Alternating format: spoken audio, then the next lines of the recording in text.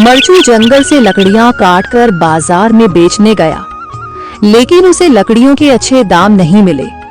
इस पर मरचू ने कहा, अरे भैया, इतने कम पैसे, इन पैसों में तो 2 वक्त का खाना भी नहीं मिलेगा।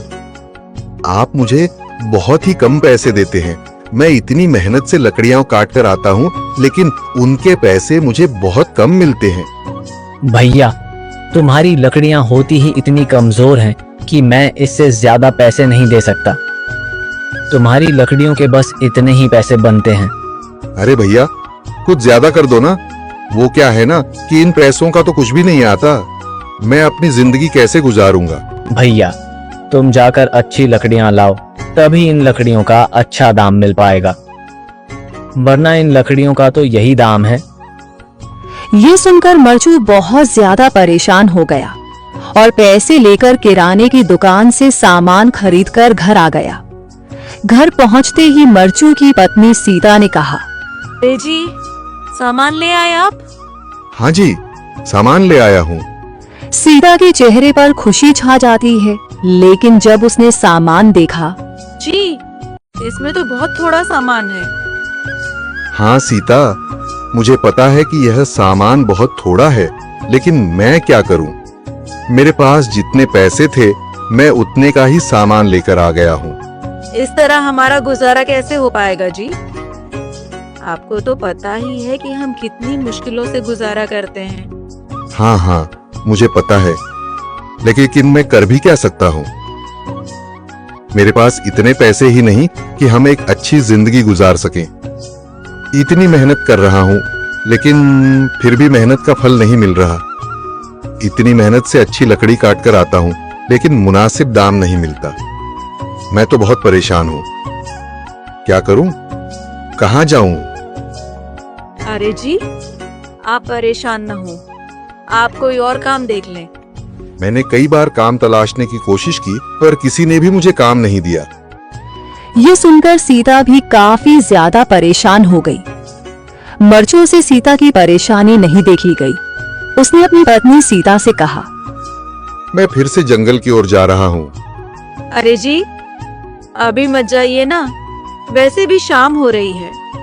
आप कल चले जाइएगा, अभी मत जाइए।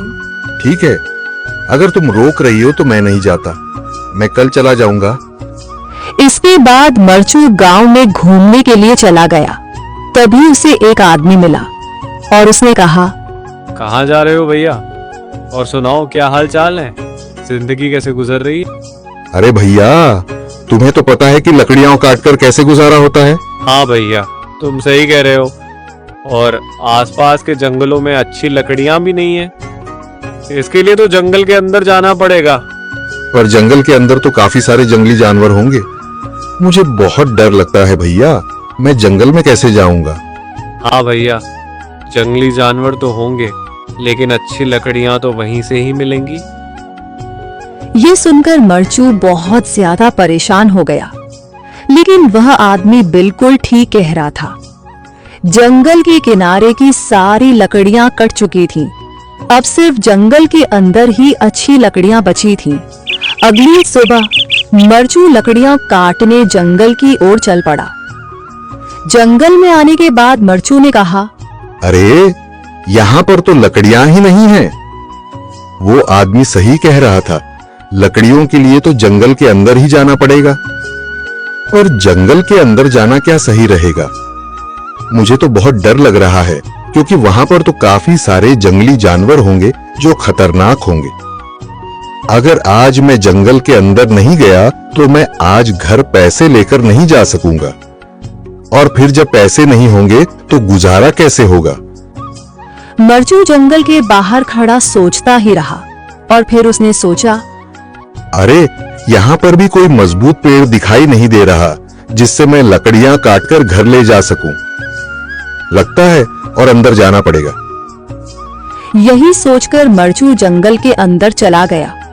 अंदर जाने के बाद उसने इधर उधर पेड़ देखे, पर उसे कोई भी अच्छा पेड़ दिखाई नहीं दिया। यह सोचकर मरचू जंगल के और अंदर चला आया।